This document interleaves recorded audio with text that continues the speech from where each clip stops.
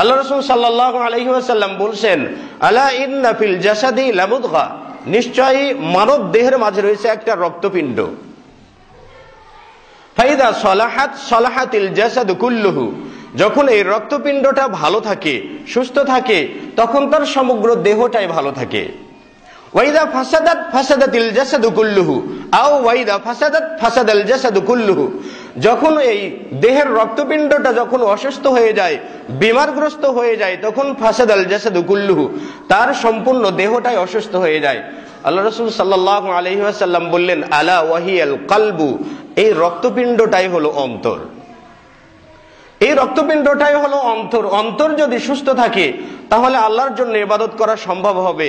অন্তর যদি সুস্থ না থাকে তাহলে হয়তো বা বাৎসরিক একটা ইবাদত যদি করি, জুমার দিনেও যদি ইবাদত করে থাকি, তাহলে এই ইবাদতটা যদি লোক দেখানো হয়ে থাকে, তাহলে এই ইবাদত দ্বারা কখনো কোনো সময়ের জন্য সফলতার আশা করা যায় না। অন্য জায়গাতে নবী সাল্লাল্লাহু আলাইহি ওয়াসাল্লাম বলেছেন, আন জুনদুবিন ক্বাল ক্বালা নবী সাল্লাল্লাহু আলাইহি ওয়াসাল্লাম, মান সাম্মা সাম্মা আল্লাহু বিহি, যে ব্যক্তি মানুষের কাছে তার সুনাম সুখ্যাতি প্রকাশ করার জন্য ইবাদত করবে, সাম্মা আল্লাহু বিহি, আল্লাহ রাব্বুল আলামিন তার সুখ্যাতি তার সুনামটাই ছড়িয়ে দেবেন।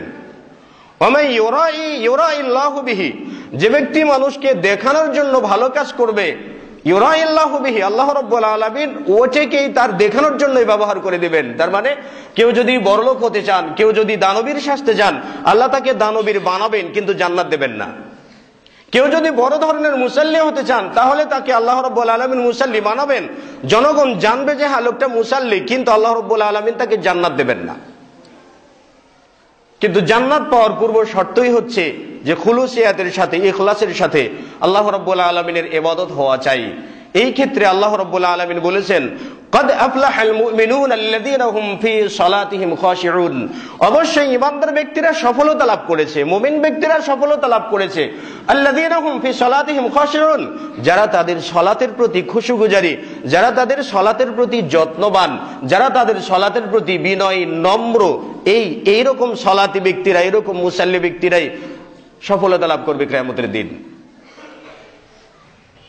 আবার দেখবেন মৌসুমের সময় আসছে, এই তো হজের সময় আসছে, বিভিন্ন জন হজ করতে যাবেন, ও হজ করতে যাবেন, হজ করে এসে আবার নামের পূর্বে লিখে দেবেন আল হাজ, বিশাল একটা অক্ষরে লিখে রাখবেন আল হাজ।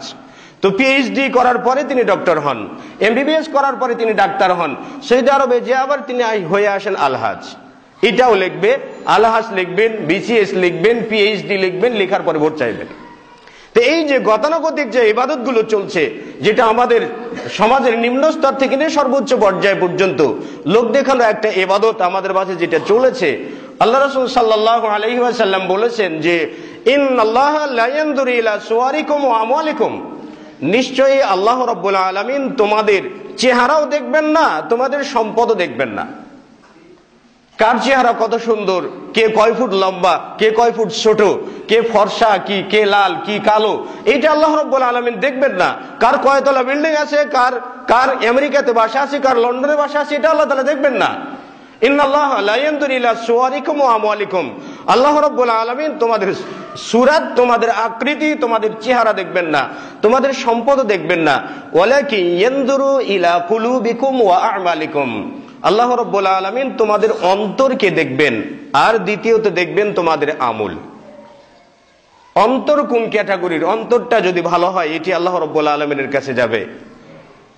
আল্লাহ বলেছেন, মান সাম্মা আন-নাস বিআমালিহি, যে ব্যক্তি তার আমলকে মানুষ দেখানোর জন্য করে থাকে, যে ব্যক্তি মানুষকে দেখানোর জন্য তার আমল করে থাকে, সাম্মা আল্লাহু বিহি আসামিআ খালকিহি, আল্লাহ রাব্বুল আলামিন ঠিক তার আমলটাকে সমস্ত সৃষ্টিকুলকেই দেখাবেন। সবাই জানবে যে হ্যাঁ লোকটা নামাজ পড়ে, সে পাক্কা ইমানদার, সে ভালো কাজ করে, ইত্যাদি ইত্যাদি অনেক কিছু করে। আল্লাহ রাব্বুল আলামিন তাকে দেখাবেন সকল সৃষ্টিকুলের উপরে, মানে কিয়ামতের দিন। সেই দিন দেখাবেন যে এই ব্যক্তি ইবাদত করেছে ঠিক, কিন্তু মানুষকে রাজি খুশি করার জন্য হাক্কারাহু, তাকে তুচ্ছ তাচ্ছিল্য করবেন, ওয়া সাগগারাহু, তাকে একেবারে অপমানিত করবেন, লাঞ্ছিত করবেন কিয়ামতের দিন। তাহলে 500 বছর যদি ইবাদত করার পরে, হাদিসে আসছে এক ব্যক্তি 500 বছর ইবাদত করবেন, ইবাদতের গরম ভোল্টেজ বেশি, আমি 500 বছরের ইবাদত করেছি, এত লম্বা হায়াত পেয়েছি। বনী ইসরাঈলদের মাঝের একজন ব্যক্তি ছিলেন, তিনি বলেছিলেন যে আমি 500 বছর ইবাদত করেছি, আমার জন্য তো জান্নাত একেবারে সার্টিফিকেট পেয়ে গেছে, আমি পাবোই। কিয়ামতের দিন তিনি দাবি করবেন আল্লাহ রাব্বুল আলামিনের দরবারে, কিন্তু দাবি করার পরে তাকে শুধু বলা হবে জাহান্নামের চতুর্দিক থেকে একটু ঘুরে নিয়ে আসো লোকটাকে। জাহান্নামের চতুর্দিকে একটা রাউন্ড দেবে, দেওয়ার পরে তার তো পিপাসা শুরু হয়ে যাবে। পিপাসাক্ত অবস্থায় সে পানি তালাশ করবে। একজন ব্যক্তি পানির পেয়ালা নেই, তিনি পানির দোকান দিয়েছেন, তো তাকে যে বলবে ভাই এক গ্লাস পানি দেওয়া যাবে, তিনি বলবেন না আমার এই পানি বিক্রয়যোগ্য নয়। তবে আমি কেন বিক্রয়যোগ্য নয়, আমার তো দরকার। তখন তিনি বলবেন যে আমার পানি, এই যে এক গ্লাস পানির দাম 500 বছরের ইবাদত, যদি কারো 500 বছরের ইবাদত থাকে তাহলে আমি তাকেই দিতে পারি। তো লোকটির তো গরম আছে ভিতরে, হ্যাঁ আমার তো আছে 500 বছরের ইবাদত, দিয়ে দিলাম। 500 বছরের ইবাদত দিয়ে এক পেয়ালা পানি পান করবেন। আল্লাহ তাআলার কাছে যে যখন জান্নাত চাবেন, আল্লাহ তাআলা বলবেন কেন, তোমার তো ইবাদত ওই যে এক গ্লাস পানির দাম দিয়ে এসেছো, এখন তুমি জাহান্নামে যাও। পরিণাম যদি এরকম হয় তাহলে ইবাদতের আগে অন্তরকে খোলাসা করতে হবে, অন্তরকে উন্মুক্ত করতে হবে আল্লাহ রাব্বুল আলামিনের জন্য। চাই কি আল্লাহ রাব্বুল আলামিনকে চাই সমাজের আধিপত্য নয়, চাই সমাজের নেতৃত্ব নয়, মানুষ আমার বদনাম করবে এই জন্য সালাত আদা করি না, সালাত আদা করি আল্লাহ রাব্বুল আলামিনের জন্য।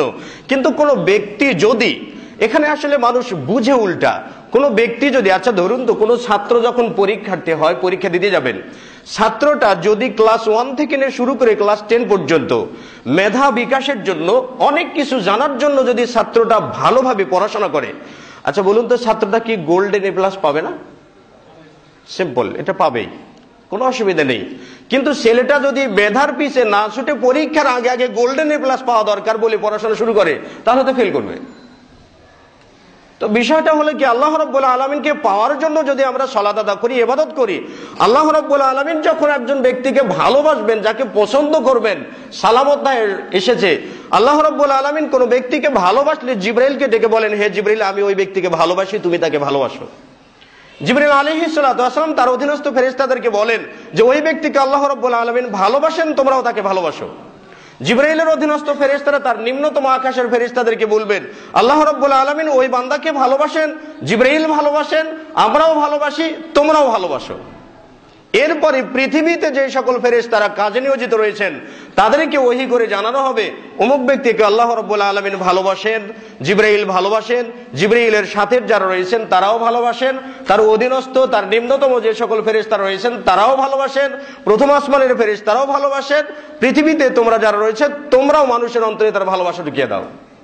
এরপরে ফেরেশতারা তালকিন করা শুরু করে, জনগণের ভালোবাসা, মানুষের ভালোবাসা সে এমনি এমনি পেতে থাকে। কিন্তু ভালোবাসা পাওয়ার জন্য যদি নামাজকে বেছে নেই, যে নামাজ না পড়লে মানুষ ভালোবাসবে না, বাৎসরিক যাকাত না দিলে মানুষ ভালোবাসবে না, তাহলে উল্টো পথে, রাম উল্টো পথে চলে, জিন নাকি উল্টো পথে চলে, তা আমরা উল্টো পথে চলি।